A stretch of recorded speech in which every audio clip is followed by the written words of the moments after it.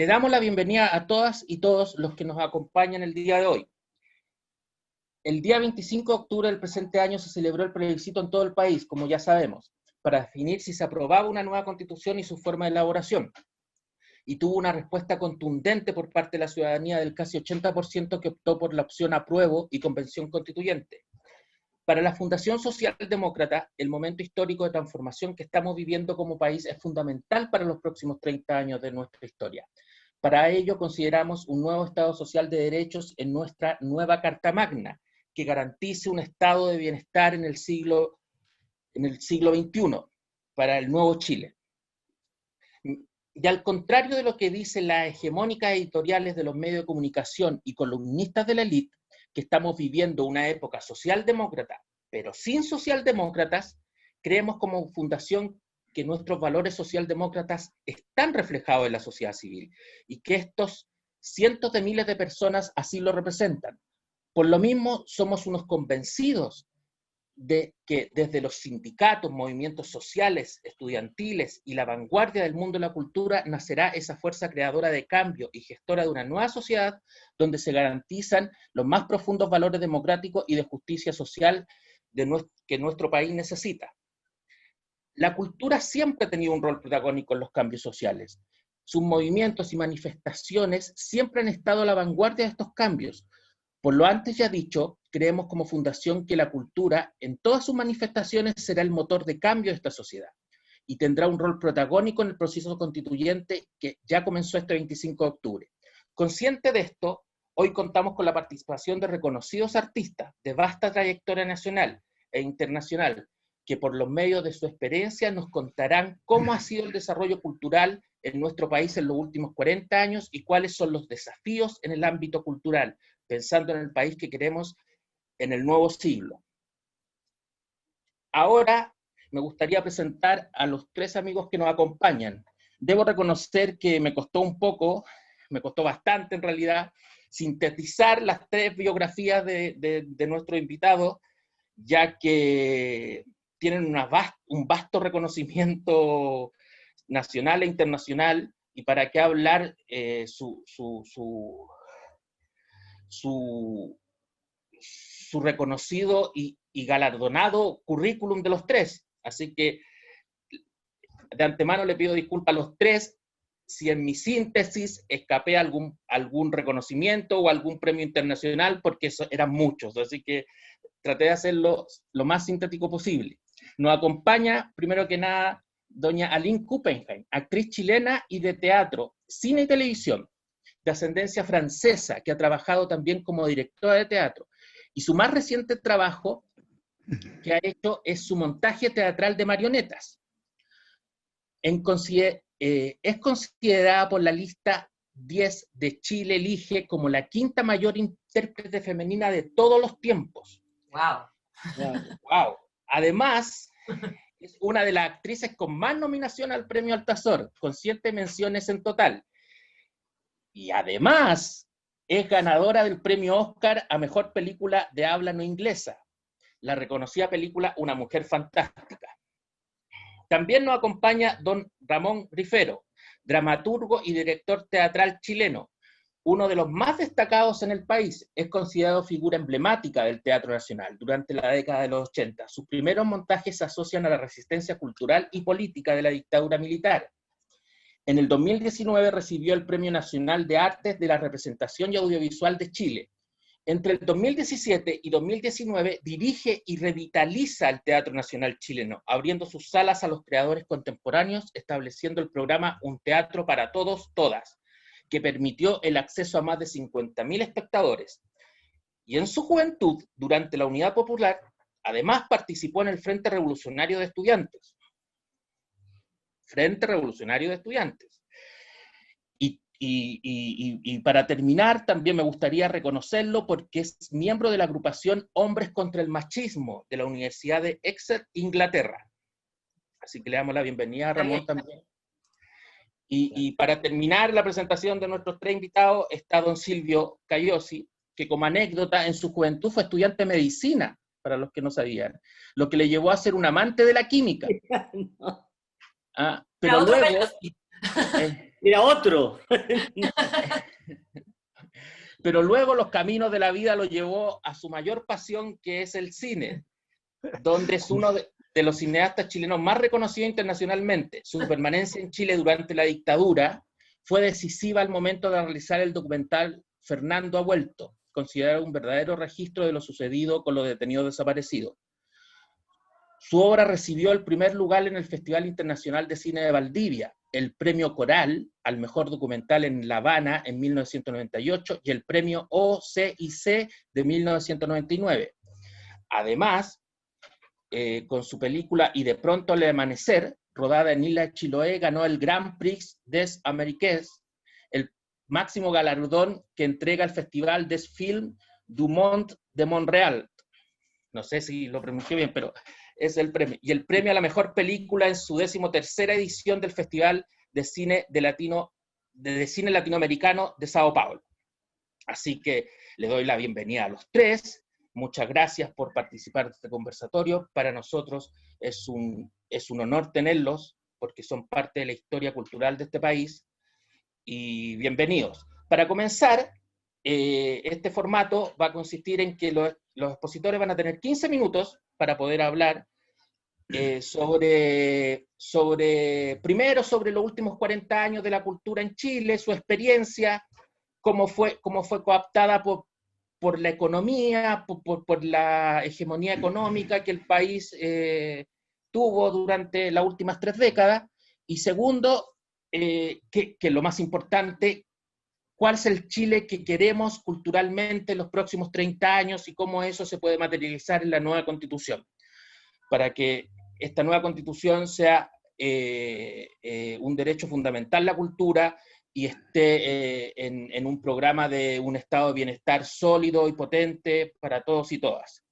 Así que doy la palabra con la pregunta matriz de la conversación, que es: ¿de qué manera se puede garantizar un efectivo acceso al derecho a la cultura, sobre todo en los sectores más populares, y no se vea o reduzca como una actividad elitista? Para eso le doy la palabra a nuestra primera invitada, Aline Coupe. Hola a todos, muchas gracias.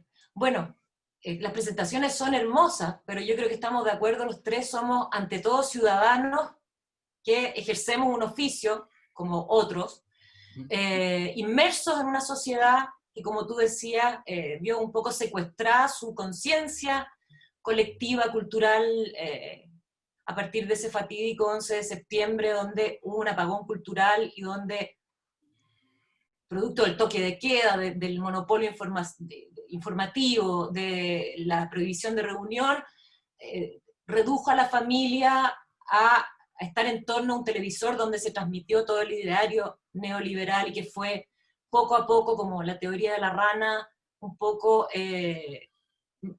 matando esta conciencia cultural. Entonces yo creo que el primer desafío para empezar a tirar lineamientos concretos, porque es muy difícil establecer en un orden jurídico el tema de la cultura, porque es un tema muy complejo, que necesita una mirada muy multipolar para poder ser realmente abordada y circunscrita a un marco legal. Yo creo que el desafío va a ser justamente generar ese cambio cultural, restablecer ese tejido, esa relación de la población con su propia cultura, que siento yo en estos 40 años sufrió suerte de divorcio. Ya la actividad cultural ya no forma parte o menos de los hábitos cotidianos y de lo que se percibe como un derecho, ¿no? El derecho al empleo del tiempo libre y a un desarrollo integral, individual y luego colectivo. Entonces creo yo que el desafío nuestro como gestores o como creadores o como voceros de una parte de la población va a ser restablecer esa conciencia cultural de manera que sea el pueblo mismo el que lo exija como un derecho. Ahora, ¿cómo establecemos qué es cultura? ¿Cómo se establece como un derecho? Yo creo que va a ser la discusión profunda que vamos a tener que tener de cara a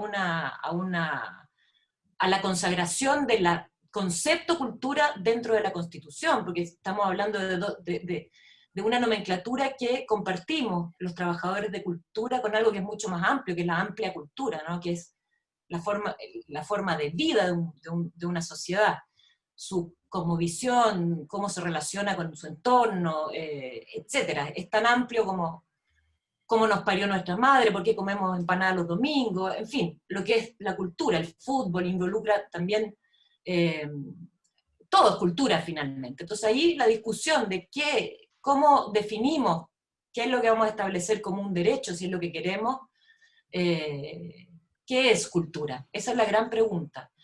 Pero sobre todo creo yo que nuestra tarea va a ser justamente reinstalar la discusión y esa conciencia cultural, para qué sirve la cultura, qué repercusiones tiene en las problemáticas sociales reales, por ejemplo, y que deje de ser vista como algo, como tú decías, de élite o de mera entretención, por un lado, que es como siento yo que muchas veces es percibida la cultura, o sus representantes, ¿no? Como una suerte de élite un poco divorciada de la población en general, como que siento que la misma televisión ha ido dejando en la vereda del frente, ¿no? a los artistas en general. Y por otro lado también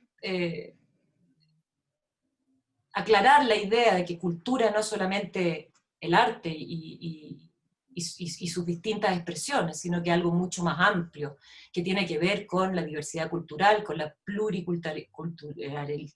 pluriculturalidad que esperamos, donde se rescaten todas las cosmovisiones y todo lo que significa la cultura, el uso del lenguaje, el derecho a hablar y enseñar las lenguas, por ejemplo, en los pueblos originarios, etc. Es tan amplio que va a ser una discusión larga y que yo creo que tenemos que tener mucha lucidez como para poder establecerla y poder garantizar las herramientas o los instrumentos necesarios para, de cierta manera, obligar al Estado a implementar todo un sistema legal, tributario, etcétera, etcétera, para poder realmente darle una forma concreta que se traduce en leyes y en derechos establecidos y que el Estado se vea en la obligación de cumplir.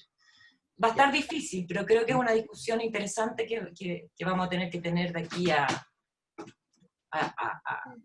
que podamos elegir nuestros constituyentes y a la discusión que se va a generar hasta la redacción de la Carta Definitiva. Desde tus palabras y tu experiencia en televisión, ¿qué puedes decir? ¿Qué grado de responsabilidad han tenido los medios hegemónicos de comunicación a la hora desde los 90 hacia adelante para tener hoy esa carencia cultural que el chileno medio carece? Ha tenido una gran responsabilidad y al mismo tiempo una gran irresponsabilidad. Creo que los medios de comunicación en Chile, como buen sistema neoliberal que tenemos, es autorregulado como cualquier otro negocio, ¿no? Bajo la misma lógica. Por ejemplo, al inicio de la pandemia, así como un ejemplo, el Colegio de Profesores, junto con un sector de los trabajadores de la cultura, propusimos a Anatel y al Consejo ofrecer gratuitamente nuestros servicios para poder generar un espacio en televisión para educar, ¿no? Que la tele eduque. Y la negativa fue rotunda, y se argumentó las mismas razones que se han argumentado, digamos, en todos los demás ámbitos, ¿no? De cómo la televisión es simplemente un negocio y que eso no resulta rentable. Por lo tanto, hay un desconocimiento o simplemente una negligencia de la responsabilidad social que inherentemente tienen los medios de comunicación, yo diría en cualquier país. Yo creo que los países desarrollados lo han entendido muy bien eso. La televisión y los medios de comunicación tienen un rol formador fundamental dentro de una sociedad, y deformador también. Entonces, bueno, ahora quizás eso ha ido menguando un poco porque ya las generaciones más jóvenes tienen acceso a distintos contenidos horizontales donde informarse, donde buscar los contenidos que les interesan, a nivel de minorías, por ejemplo, la televisión excluye completamente a cualquier minoría. Entonces es un círculo vicioso que finalmente nos ha llevado a tener que estar permanentemente peleando desde el mundo de la cultura por esos espacios y que han invisibilizado totalmente lo que ocurre en términos de actividad cultural, por ejemplo, en el territorio. O sea, a través de la televisión uno jamás se va a informar de lo que, por ejemplo, de una obra de Ramón o del último estreno de Silvio, ¿no? La televisión no informa, entonces estamos bastante solos en ese sentido. Y creo que en una nueva constitución eso tiene que quedar consignado, ¿no? Como, yo no diría un control de los medios, pero sí una participación en las decisiones acerca de los contenidos y de cómo se transmite y cómo se difunde la cultura de un país a través de los medios. Entonces el primer paso como desafío que tenemos como sociedad es que los medios de comunicación formales tengan un rol social frente a la cultura, que no sean manejados por el rating, sino que más bien por un plan de educación cultural, de formación. Al menos, o sea, yo creo que toda la televisión, la pública y la privada, pero sobre todo la pública, ¿no? Entonces, sí, yo soy de las que piensan que eso tiene que quedar consagrado en una constitución. La responsabilidad social y cultural de los medios de comunicación. Otro tema... Que visibilicen el trabajo de creadores, y no solamente de creadores, sino también en términos de patrimonio, ¿no? De lo que ocurre en el territorio más allá de lo que la gente ve en televisión. Otra cosa importante para la Fundación es el protagonismo y la reivindicación de los derechos de la mujer, de la mujer. Y por lo tanto, ¿qué experiencia tienes tú como mujer en los últimos 20 años dentro del mundo cultural y qué garantías les da a los artistas o a las manifestaciones? Claramente se ve ahora en las tesis que tuvieron un reconocimiento mundial, pero a la vez están querelladas por Carabineros de Chile, una cosa inaceptable en una sociedad que queremos que sea de todos y de todas.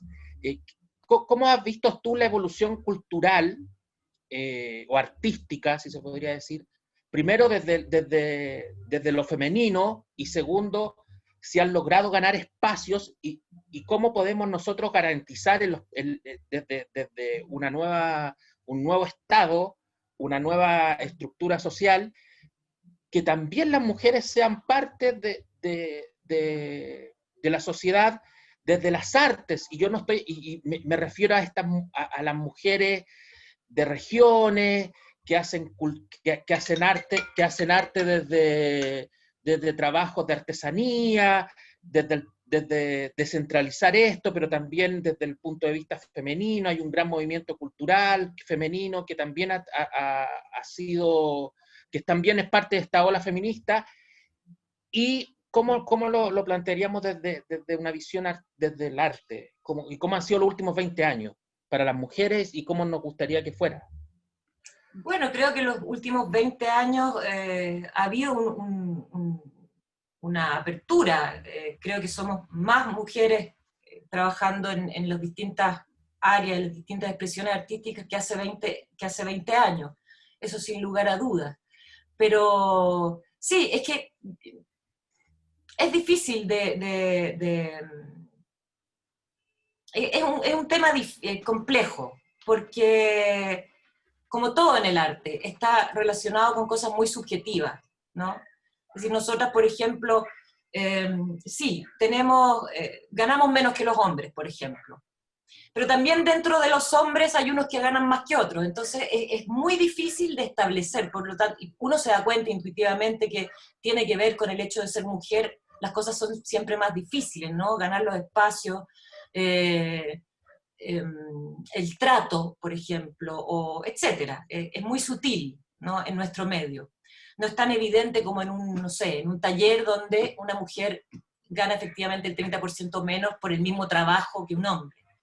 Y creo que eso también es parte de lo que vamos a tener que establecer como obligatoriedades dentro de la nueva constitución, que va a ser paritaria. Por lo tanto, creo que de ahí se va a desprender esta mirada feminista o paritaria en todas las áreas, incluidas las artes.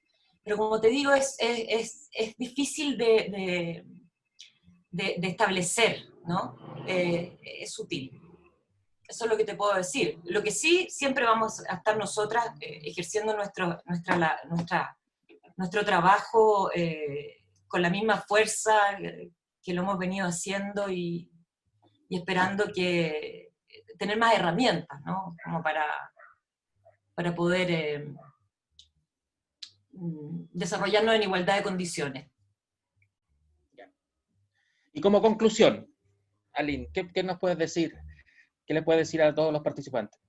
Como conclusión, ¿respecto a qué? A todo, a todo lo planteado y tu desafío, lo que vea el nuevo Chile y los desafíos desde la cultura. Como conclusión es lo que decía, creo que vamos a tener que trabajar arduamente en volver a generar ese vínculo con la población, esa conciencia cultural. Yo creo que estamos llamados nosotros, desde el mundo de la cultura, a hacer ese trabajo en el territorio. Creo que eso es fundamental, un poco trabajar para partir desde la base de esa conciencia cultural, ¿no? Y en particular desde los niños. No sé si me explico. Sí, sí. Creo que hay que partir de cero en muchas cosas y no dar nada por hecho ni establecido, sino que realmente tomar conciencia de la situación que vivimos como país, de quiénes somos como país y de cuáles son las condiciones en las que estamos trabajando. Creo que el despertar de Chile, esta consigna, Chile despertó, es muy representativa de eso. También hay es un fenómeno cultural el que está ocurriendo. Y creo que ese va a ser el impulso por el que vamos a tener que seguir caminando para poder consagrar la cultura como corresponde en la Carta Magna, que, como digo, es un tema complicado, ni siquiera en la Declaración Universal de Derechos Humanos está tan establecida. O sea, va a ser una cosa un poco inédita.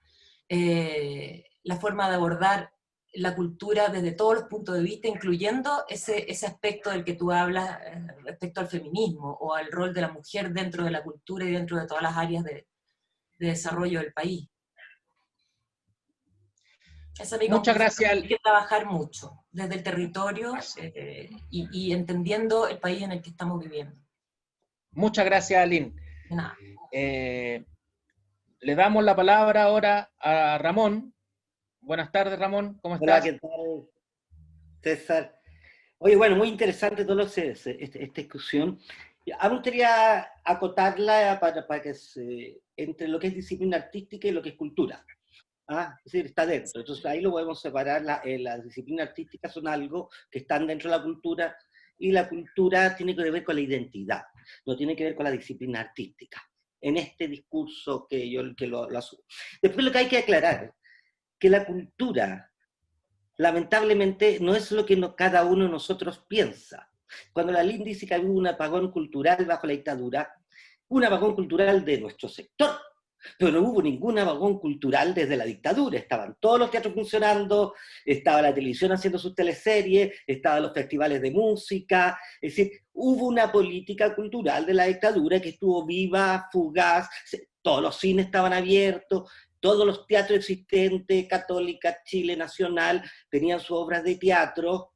Lo que pasa es que aquí viene lo complejo para la nueva Constitución, que hay dos versiones de cuál es nuestra identidad y cuál es la cultura. Es como yo te quiero decir, Guasos Quincheros Quilapayún, por ponerlo así como en el extremo de nuestro de un pensamiento. Entonces, por lo tanto, la cultura y la política cultural de la dictadura, que es lo que ha triunfado hasta ahora, sí existió. Esa política cultural generó que se reemplazara al creador, al filósofo, al coreógrafo, por la farándula, una cuestión que vemos hasta hoy en día.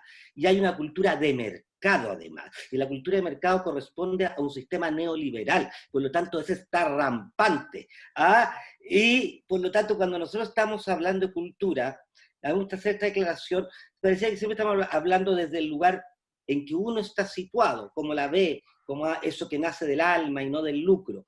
Ya, pero lamentablemente nuestro sistema social, planetario, globalizado, la cultura de mercado es la mayoritaria, y la política cultural de Pinochet, de instaurar la farándula como voz, entre comillas, artística, es la triunfante. Entonces, por lo tanto, cuando vamos a discutir este concepto, estamos hablando de identidad.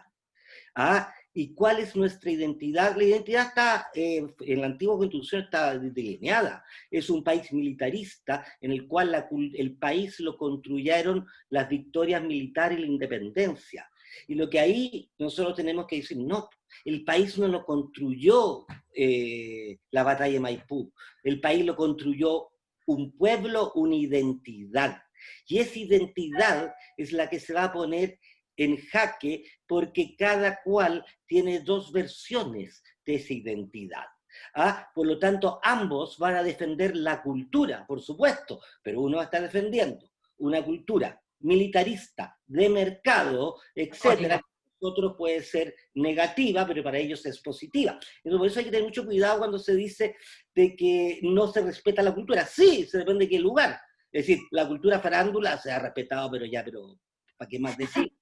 Es decir, sobra la cultura de mercado, pero que por favor, es decir, todos los canales de televisión, entonces, porque hay teatro de mercado, hay cine de mercado, hay literatura de mercado y hay música de mercado, y son masivas. Entonces, por lo tanto, uno dirá, pero ¿cómo no tiene acceso a la cultura si el Movistar en un año han ido más de 1 millón de personas?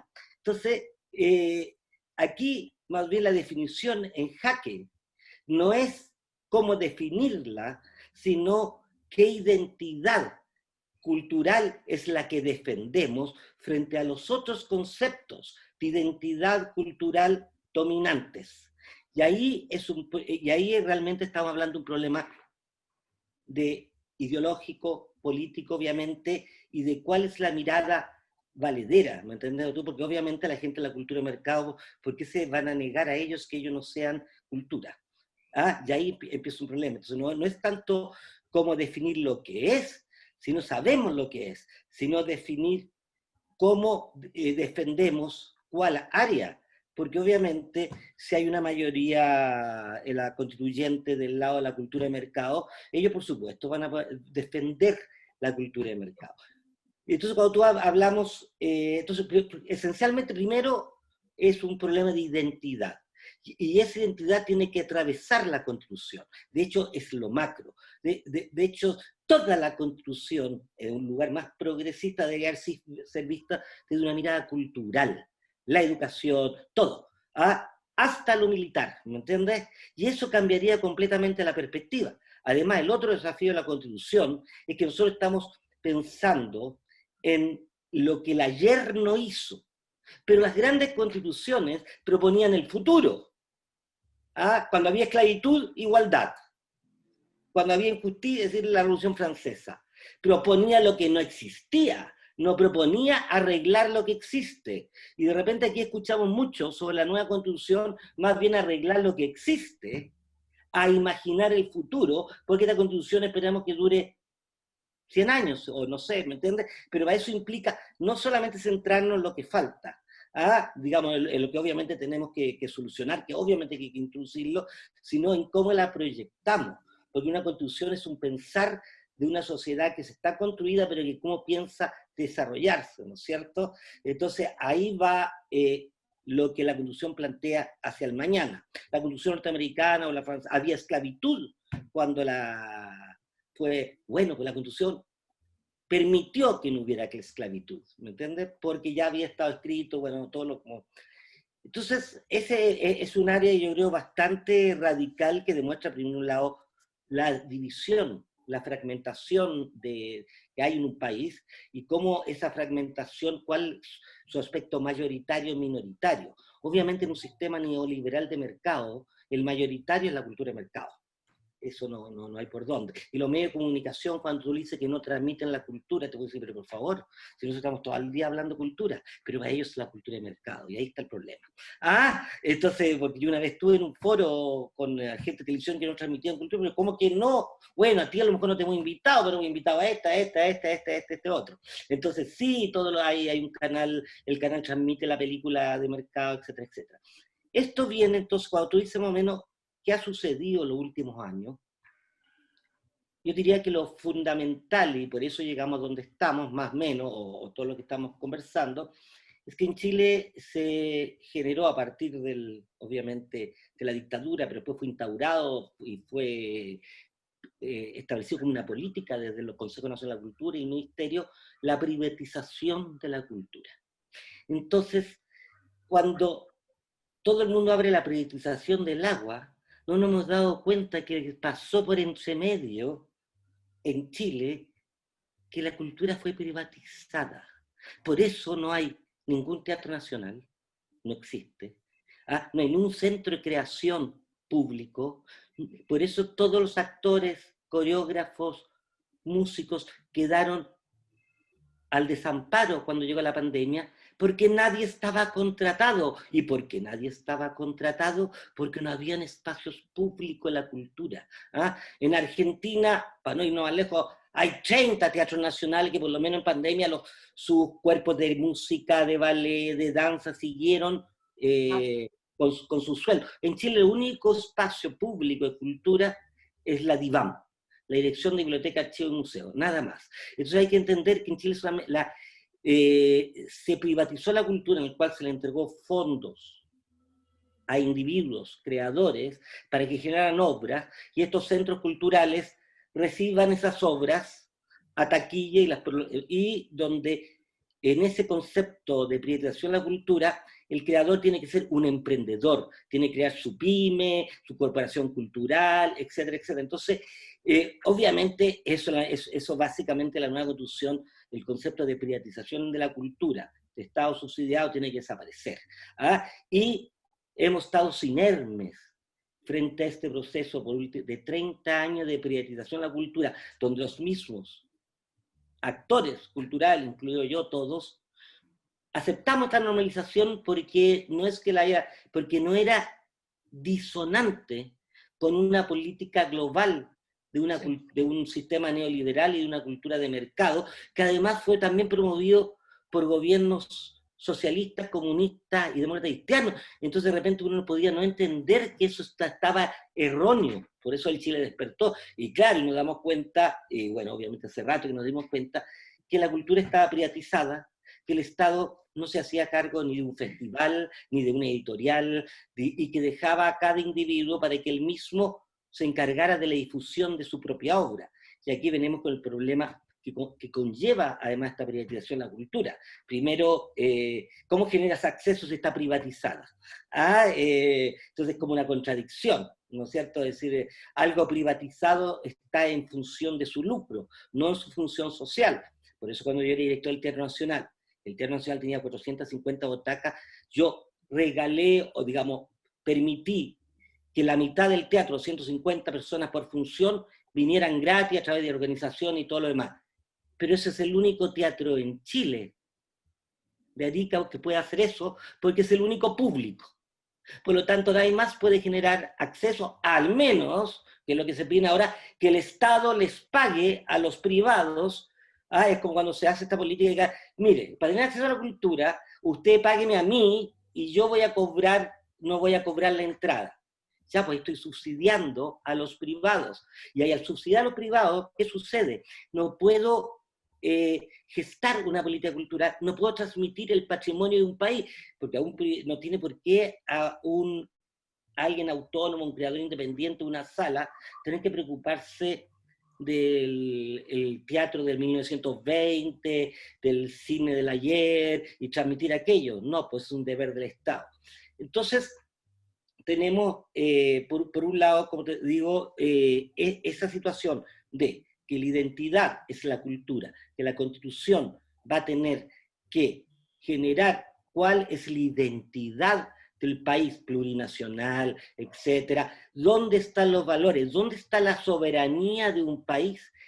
La cultura existe como soberanía.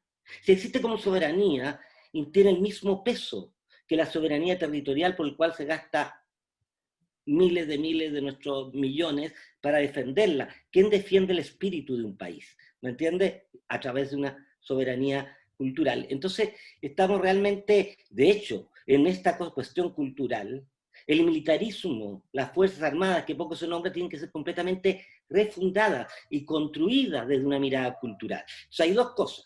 Uno, la identidad cultural de un país, y en una cuestión muy contemporánea, que toda la constitución se vea a partir de la construcción que hace el pueblo, y eso es la cultura, no es a una concepción social y no a partir de una construcción económica, que es, oye, vamos, esta construcción va a permitir que tú ganes plata y que tú no ganes plata, que la educación sea privada, o no sé, no. Y eso obviamente tiene una dificultad más bien de acuerdos políticos más que de otro tipo, porque son transgresoras frente a una tradición de cuál es la identidad que unos proponen y cuál es la otra identidad que otros pensamos que es la que realmente nos constituye. Y eso está completamente en jaque. Entonces, por eso subrayo que cultura ha existido y ha habido acceso, pero es la que corresponde, ¿no es cierto?, a la cultura del mercado o a las políticas culturales, a farándula, etc. Pero aquella que es esencial, que es la más esencial, obviamente está alejada. Y ahí obviamente la educación tiene que ser vista también en un pensamiento contemporáneo desde una sensibilidad artística. No es, cuando uno habla de derechos culturales, no es que estamos pidiendo derechos para los creadores que tenemos ese oficio. Lo que estamos pidiendo es que digamos, que la creación social sea parte de la constitución de un país, y esa creación social se realiza porque quienes tienen herramientas, las transmiten, herramientas de los lenguajes artísticos. Y por eso cuando vimos las manifestaciones en la Plaza de la Dignidad, cómo se manifestaron en todas las plazas de Chile para generar sus opiniones, fue con bandera de partidos políticos, fue con eslogans de ideologías, no, fue a través de la política del arte, que llamo yo. ¿Qué es la política del arte? En que la gente expresó a través de lenguajes artísticos sus demandas, la escritura en los muros, las coreografías, la música, las proyecciones en los edificios, etc. No era, ¿y cuál era el escenario? No se marchaba hacia un escenario donde había gente que no iba a hablar y el arte estaba como telonero, ¿no? Antes de que hable el líder, ahí que canten ustedes. No, aquí la calle se volvió escenario y la política y el arte se volvió su expresión. Por lo tanto, para que eso sucediera es porque sí, todos esos millones de personas estaban conectados con un sentir de la disciplina, pero apropiado a su identidad. Por lo tanto, la música como parte de identidad, la historia, la cultura, pues, y el folclore también, obviamente. Y ahí es, como digo yo, lo fundamental sería eso, ¿no? Una institución donde la identidad se defina desde un lugar del país, se defina desde un lugar cultural, no de un lugar económico, y por ahí subyacente vendrán los derechos de creación, los derechos de acceso, etc. Pero lo fundamental no es definir que digamos, sí, vamos a poner que tengan acceso a la cultura, y resulta que el acceso a la cultura sería para, ¿no es cierto?, tener un acceso a la cultura de mercado. Entonces ahí entramos en un problema. Y sobre todo lo que yo creo que, bueno, el concepto de soberanía cultural para mí es importantísimo a definirlo, porque determina que la cultura nace del pueblo, soberanía es lo que nace del pueblo, y los militares se mantienen porque defienden una soberanía, lo que nace del pueblo. Y por último, que los constituyentes empiecen a gatillar no solamente lo que nos falta del ayer, sino lo que imaginamos para el mañana. Y ahí tendremos una constitución bastante potente. Muchas gracias, Ramón.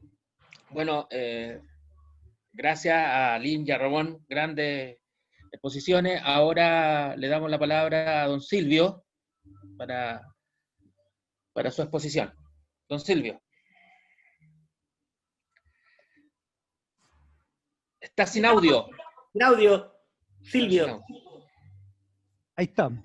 Todavía no conozco el sistemita yo. Oye, no, decir algo inteligente después de Ramón es imposible. Así que realmente creo que voy a hablar muy poco yo, porque de verdad fue una exposición maravillosa la que acaba de hacer Ramón.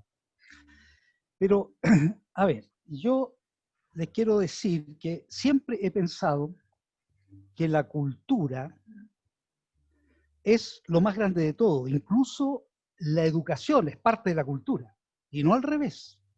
La educación es parte de la cultura. Curiosamente, a lo largo de toda la historia de este país, hemos tenido un gigantesco Ministerio de Educación, enorme.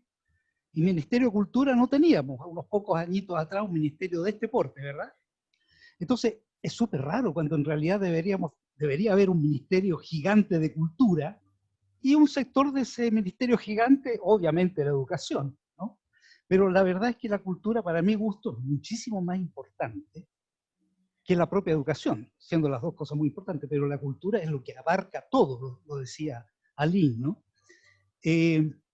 Entonces, resulta que, curiosamente, nuestra Constitución, la actual,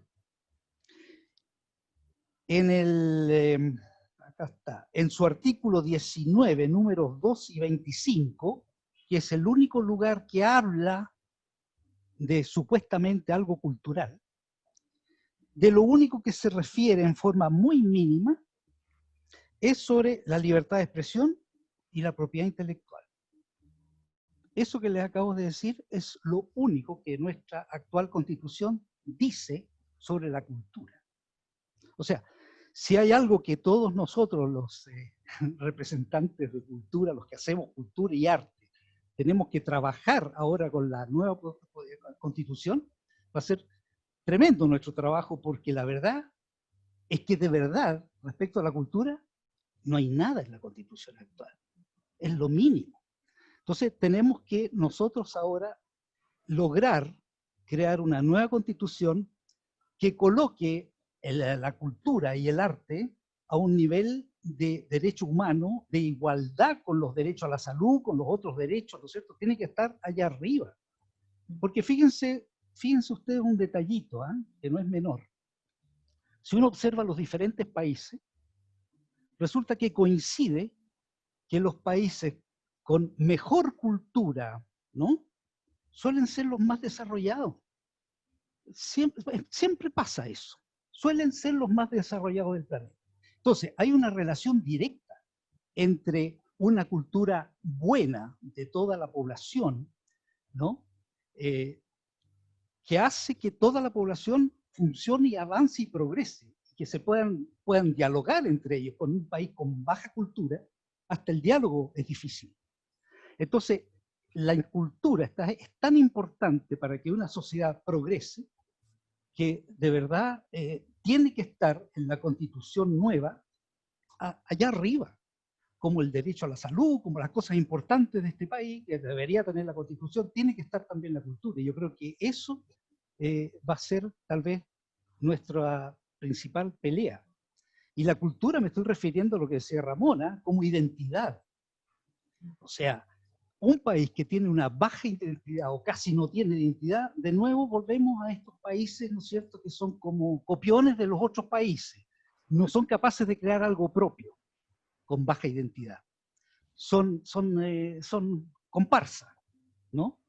En cambio, los grandes países, los más desarrollados, sí tienen una identidad tremendamente alta, desarrollada, porque tienen alta cultura.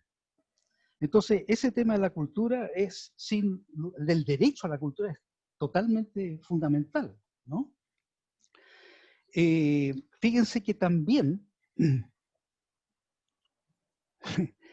es curioso, pero el arte y la cultura, en momentos de problemas de un país, por ejemplo la pandemia, o países en guerra, justamente lo que suelen hacer los países más desarrollados cuando están en guerra o con problemas como el que tenemos actualmente, con pandemia y todo esto, es aumentar la presencia del arte y de la cultura, justamente para enfrentar las depresiones brutales.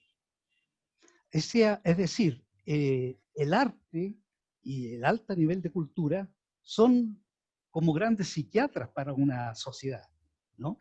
Es decir, una sociedad que está media enferma necesita de una arte y de una cultura muy desarrollada, ¿ya?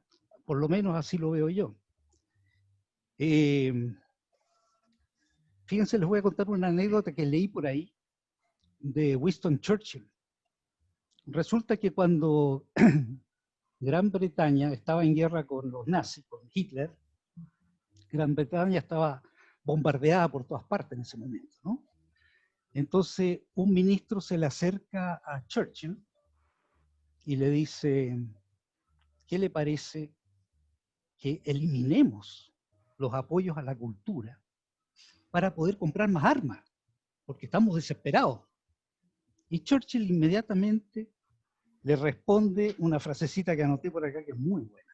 ¿Y para qué luchamos entonces? Exacto, no, le responde, claro, eliminar la cultura, ¿ah? Sacrificar nuestra cultura, dijo, ¿qué sentido tiene que hagamos la guerra? Entonces, ¿no? Entonces, yo creo que esa frase define tan bien la importancia de la cultura para un país.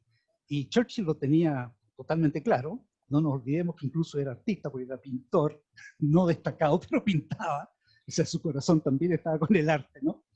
Pero el ejemplo de Churchill muestra una nación con una tremenda identidad. ¿Quién puede negar la identidad inglesa, ¿no? Hasta el día de hoy, con el mejor teatro del mundo, con las mejores cine, televisión, es decir, ¿no? BBC, ¿no? La mejor cosa pública. Y bueno, y los ingleses son orgullosísimos de su identidad, ¿no? Uno les puede gustar o no los ingleses, pero hay que reconocer que es una nación con una tremenda cultura e identidad también, ¿no? Por ejemplo, ahora con el tema del Brexit, todo el mundo decía Inglaterra se va a ir al carajo, porque además ni siquiera los ingleses querían el Brexit, fue una cosa rara, ¿verdad? Todos lo sabemos. Y ganó el Brexit, de repente. ¿Y qué pasó con Inglaterra? Ahí están. No, gracias a la identidad que ellos tienen, a la cohesión entre ellos, ahí está Inglaterra. Sigue siendo igualmente sólida a pesar del famoso Brexit, ¿verdad? Entonces, es un poquito lo que les quería decir, porque hay tantas cuestiones que se pueden hablar, ¿eh? De hecho, también un país que tiene arte y cultura bien desarrollado, son temas que minimizan los posibles abusos de poder político y privado. Es decir, cuando una nación entera tiene identidad y está con buena, sólida cultura, entonces normalmente ese país evita o minimiza cuando hay intentos de abusos de poder, ¿no es cierto?, políticos, que destruyen de repente el equilibrio, o el abuso de poder de privados que se coluden y que hacen monopolios, ¿verdad? Cuando hay mucha cultura, eso se minimiza, ¿no? Se minimiza muchísimo. Y al contrario, todos vemos que mientras menos cultura hay en un país, ese tema es peor. Hay más abuso, hay más mafia, hay más colusiones, hay más dictaduras, hay más de todo eso que absolutamente es totalmente antidemocrático y muy negativo para cualquier sociedad y para el progreso de cualquier sociedad. ¿Mm? Bueno, un poquito eso quería comentarles, digamos. ¿no? Yo no soy charlista, ¿no? Por eso me escondo siempre detrás de la cámara, ¿te fijas? No delante de la cámara. Muchas gracias. Ahora la idea es que queden los 3 micrófonos abiertos, porque vienen un par de preguntas que nos están haciendo los participantes de este foro. Me gustaría partir por la primera. Rayén Matamala, que debido a la experiencia que los 3 tienen en países extranjeros, que han vivido, que han participado en cierta obra en el exterior, ella pregunta, ¿qué políticas culturales serían las más apropiadas pensando en la próxima constitución, desde la experiencia que ustedes han visto en Francia, en España, en Europa, y en el próximo gobierno, pero más bien en que se radiquen en la constitución? ¿Cuáles son las políticas culturales que debería ser el tronco de esta sociedad chilena? Micrófono abierto. Es que las políticas culturales derivan de lo que dirá la Constitución, no es al revés. Es decir, no pueden las políticas culturales, es decir, si la Constitución de un país garantiza, tiene un espíritu republicano, donde el Estado es el guardián del espíritu de la nación y encargado de promoverlo, fortalecerlo, transmitir la memoria de un país, obviamente de ahí derivarán las políticas culturales. En una constitución como la que hay actualmente, donde el Estado le entrega a los privados la educación, las artes, la cultura de mercado, obviamente las políticas culturales derivan, es como al revés. Exacto, la Constitución tiene que verse atravesada por este cambio cultural hacia un estado de bienestar, donde el ser humano está al centro. Por lo tanto, la lógica desprende una serie, se logra lo que decía Silvio, ¿no? De esto que hablaba yo de la reconexión de la ciudadanía con su propia cultura. Porque un pueblo culto es un pueblo libre, finalmente. Tiene un pensamiento crítico, desarrolla también un criterio que le permite lidiar con su entorno, que siempre va a ir variando y teniendo la democracia, hay que defenderla siempre, siempre hay nuevos hechos que van apareciendo, y para eso una sociedad necesita tener las herramientas para poder pensarla, para poder percibirla, para poder tener una mirada crítica. Y tiene que ver con eso, con esa identidad de la que hablaba Ramón. La Constitución francesa, por ejemplo, dedica mucho menos incluso que la fatídica Constitución de Pinochet. La menciona una vez dentro del marco de la Declaración Universal de la Carta del 46, junto con la educación como un derecho a acceso a la cultura. Pero en la idiosincrasia francesa, dada su historia y en la práctica, las políticas culturales se desarrollan y se establecen desde esa exigencia del mismo pueblo, ¿no? Por su propia cultura. Para un francés resulta inconcebible que haya recortes tan brutales en cultura, por ejemplo, y no tener acceso a ella, porque es parte de su cotidiano, es parte de su presupuesto familiar, es parte de su vida. Parte importante, ¿no? Porque si entendemos que trabajamos para vivir, entonces vivir es lo que pasa después del trabajo. Y ahí es donde la cultura entra a afectar su vida profundamente. Por lo tanto, no basta con consagrarla en una constitución como un derecho, sino que siento yo que hay todo un trabajo que hacer en términos de reconstruir esa conciencia cultural, que la misma ciudadanía sepa para qué tiene que defender esa cultura para sí y por sí. Mira, Aline, todo lo que dicen los compañeros. Aline, mi sensación, las pocas veces que he estado en Francia, casi da la impresión que ellos se pasan para el otro lado.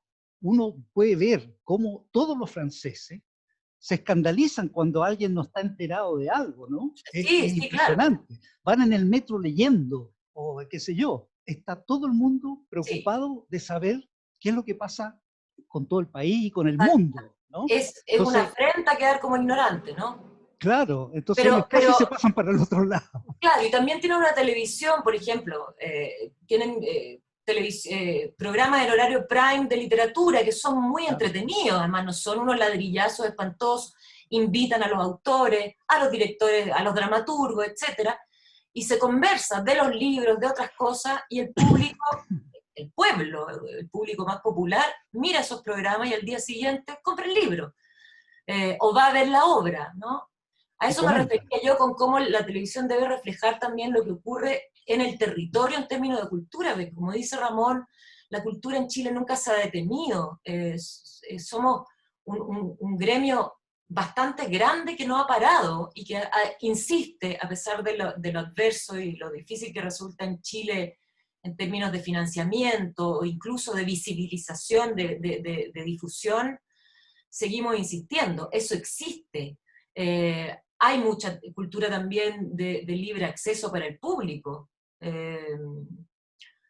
sobre todo a través de estos programas donde el Estado compra al privado para ofrecer de manera gratuita al público, pero el público muchas veces no llega por falta de información, entonces ahí se genera un bloqueo en este círculo virtuoso que debería generarse entre el público y el creador, y no solamente el creador, sino que todos los oficios que acompañan estas creaciones, los técnicos, la gente de administración.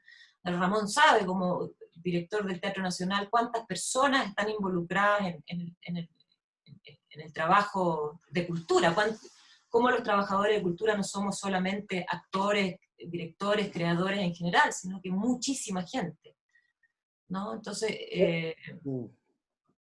yo creo que lo fundamental es que eso se encarne en la población y que se exija como un hecho para sí, ¿no?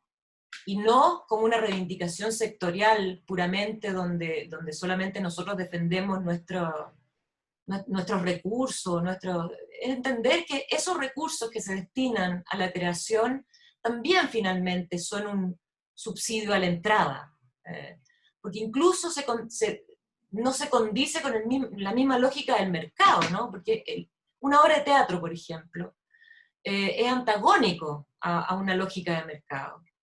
Si nosotros nos rigiéramos por la lógica de mercado y no tuviéramos... Al menos alguien que sea teatro de mercado. Y no Claro, pero tendríamos que cobrar una entrada de 40 lucas para poder financiar o recuperar una inversión, ¿no? Sin ese No, yo financiamiento. digo teatro de mercado, salas de mercado que hacen obras de teatro no necesariamente son antimercados, son Por cierto, pero finalmente las obras que son posibles de realizar con el apoyo de Fondar permiten también que la entrada sea de mucho menor costo para el público, pudiendo nosotros no recuperar la inversión, sino que hacer posible un montaje. O sea, si tú tuvieras que recuperar la inversión de lo que te financia Fondar, simplemente no hay público para eso, o tendrías que cobrar entradas. Estamos pensando en el sistema actual neoliberal. El ideal es que no, pues las creaciones las generan los teatros públicos. ¿No? Exactamente. Eso es lo como no hay teatros públicos, que debería haber un teatro nacional público en cada lugar, obviamente no hay creación pública. Entonces toda la creación se basa en individuo que se tiene que transformar un artista en emprendedor. Yo quería hacer un pequeño alcance, abogado del diablo, en este optimismo escéptico que yo tengo, de que los países más cultos no necesariamente es una defensa, al contrario, porque se generan culturas antagónicas. Y ahí es donde quiero volver a ponerlo el adjetivo. Porque la Alemania fascista generó el país más culto en su momento, generó la cultura fascista. Rusia durante 50 años tuvo su régimen dictatorial y la cultura del realismo socialista. China hoy en día, Italia, el país más culto con la cultura fascista de Mussolini. Entonces, uno quisiera que la cultura fuera una defensa frente a eso, pero vemos que los países más cultos, y para qué hablar de Trump en Estados Unidos hoy en día, ¿me entiendes? Es decir, los países supuestamente más cultos, más educados, con más inversión, igualmente pueden terminar pero eso es, ¿por qué? Porque finalmente lo define igual el adjetivo de esa cultura. Es decir, el adjetivo, y ahí es donde yo, a usted, como que yo estoy insistiendo. Porque si hablamos de cultura, sé que si la cultura fascista es cultura. Y abarcó, y la cultura franquista fue cultura también. Y la cultura que hay en China también. Por eso es tan complejo el tema. Esa es la No, complejidad del tema. ¿Quién decide yo creo que más allá qué de es la cultura? eso, tiene una división identitaria muy radical, que es la misma división que ha tenido este país, que tiene Estados Unidos ahora, que tiene, en que hay una parte de la población que tiene una versión de su identidad, y hay otra parte de la población que defiende otra versión de identidad. Y cada uno defiende espacios culturales diversos. Entonces, como cuando, por ejemplo, hoy un fondo de cultura no discrimina, puede ir al lugar más privado, donde hay más lucro, ¿cómo puede ir a la persona con menos? Es decir, el Estado le entrega dinero tanto a los que ganan mucho como a los que no tienen, pero le entrega más a los que ganan mucho. Entonces, ahí eso, en un concepto de identidad que hay que ponerse de acuerdo, quiénes somos, es lo complejo. Es lo complejo desde el lugar no de la definición, es lo complejo desde las posiciones políticas que se enfrentan. Es muy complejo. El pensamiento. Muchas gracias, estimados. Hay muchas preguntas que generalmente redundan en los temas que ya ustedes explicaron muy bien. Por lo tanto, me gustaría que cerremos con la última pregunta, que es más bien contingente, pero también tiene que ver con el futuro de la estructura cultural en la nueva Constitución, que la hace Marisol Vázquez. ¿Qué esperan del Estado y de las autoridades? ¿Cómo se debería ser representada en la nueva Constitución, considerando las declaraciones de la ministra Valdés, quien manifestó que un peso que se coloque en cultura es porque se deja de colocar en otro programa o necesidad de los ciudadanos? ¿Qué opinan de esa frase y qué creen ustedes como que la nueva Constitución debe garantizar para que nunca más se vuelva a repetir que un ministro de Cultura diga una frase como esa? Y para ir cerrando un poco y conclusiones. Un 1% para empezar. Así ningún ministro, sería no relativizable el 1% fijo para cultura. Ahora estamos en un 0,4, yendo a un 0,3. Y que un 1 ni siquiera es mucho comparado con otros países. Bueno, bajísimo. Francia tiene el 1, el 0,9. Ya. Pero claro, es el ideal de Malraux, de Jack Lang, finalmente. El 1%, con un 1% se puede. Si es más, ojalá fuera así, que fuera la mitad del PIB que genera el sector, que es el 2,4. Pero con un 1% creo que ya se podría. Con un 0,3 tenemos la situación que hay miles de trabajadores de la cultura que en este minuto no tienen que comer, porque no hay ninguna política de rescate, ningún fondo de emergencia, todo es concursable, y además disponiendo de un 0,3% del presupuesto nacional, es decir, es paupérrimo. Y eso, bueno, si es que es un tema tan complejo de abordar que, como decía, incluso en tratados internacionales de derechos humanos está pobremente redactada o mencionada justamente por la dificultad, esta dificultad de esta conversación, que impide o dificulta mucho instalarla en una certeza, en un marco legal, en una obligatoriedad. Pero algo tan concreto como un 1% creo que también podría desprender una serie de mejoras, ¿no? Digamos, en la implementación de las políticas, porque también podemos tener políticas culturales fantásticas, pero no tener los recursos para poder implementarlas. Yo estoy porque fijemos un 1% para cultura de aquí a la eternidad. Y si es más, un 1% mínimo. Si se puede más, mejor. Pero con un 1% creo que se puede. Bueno, pero ese 1% tiene peso si desaparece la privatización de la cultura. Por supuesto, eso de plano. Sí, entonces eso tiene de que plano, surgir, así como la privatización de muchas otras cosas. por supuesto, el del agua, entonces tiene que Va en la aparecer misma lógica, si finalmente es una cultura, una constitución, una luz, es una una. mirada, es un punto de vista, es una filosofía también. Cuando decimos que desaparece la privatización de la cultura, lo que estamos diciendo de que en cada región, en cada comuna grande, hay centros de creación que no son para los artistas, sino donde la gente participa en la creación social, se conoce a través de la música, se conoce a través haciendo videos, se conoce a través de un espacio que uno se relaciona a partir de las emociones y de la humanidad. Y eso es lo fundamental, la humanidad.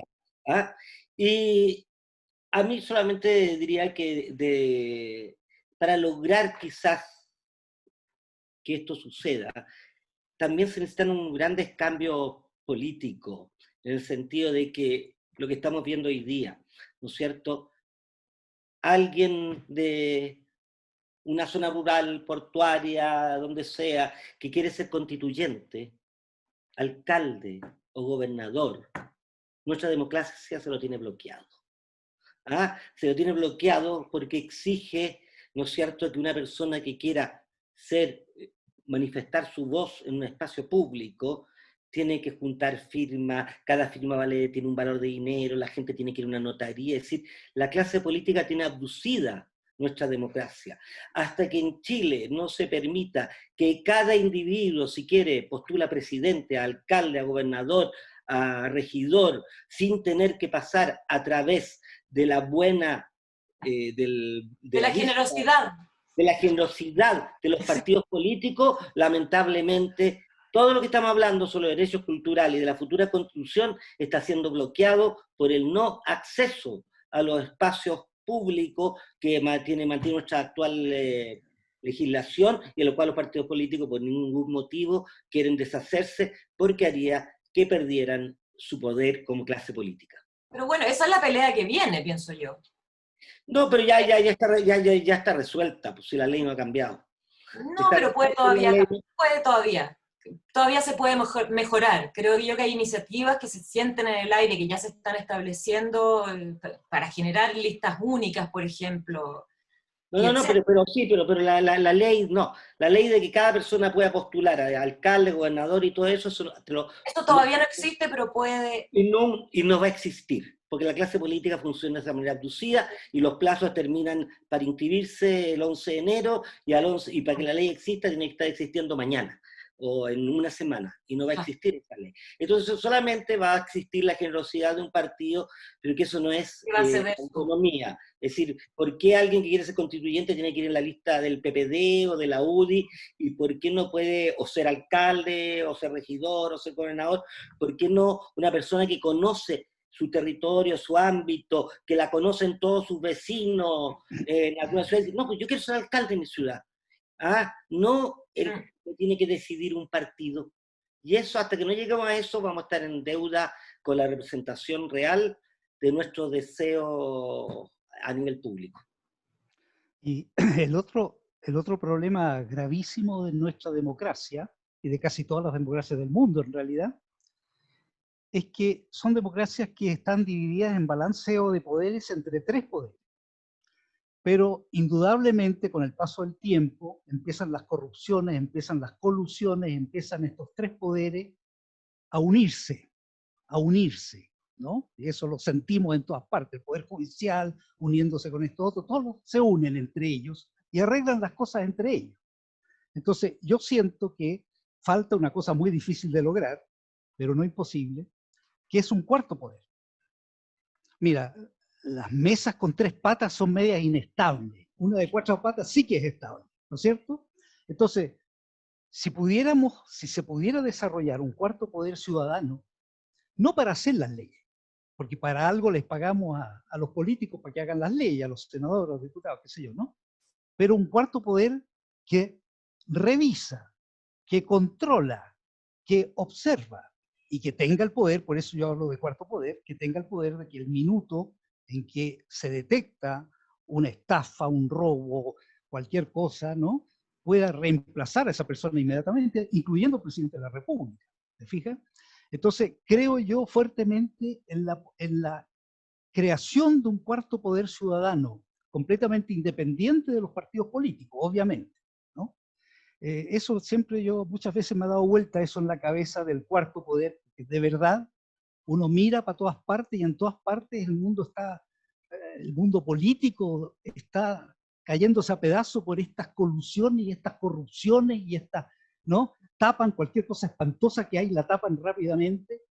El caso del negociado de las luminarias en Iquique, por ejemplo, donde vemos concejales de distintos partidos políticos, todos unidos, ligados en una corrupción brutal, y ahí está todo medio tapadito, hay una investigación, pero pasa el tiempo y no se habla mucho, entonces uno dice, a ver, ¿qué pasa? ¿Qué está pasando con esto? ¿No? Y ese es un solo ejemplo de muchos. Entonces, de verdad, creo yo que hay que sanar con presencia ciudadana nuestra democracia. Muy bien. Muchas gracias, estimados. Fue una grata conversación. Podríamos estar horas, pero los plazos se cumplen, así que Aline, gracias por el esfuerzo. Ramón, igualmente. Silvio, espero que nos volvamos a ver y si podemos seguir trabajando en conjunto. La Fundación tiene las puertas abiertas para lo que necesiten. Así que muchas gracias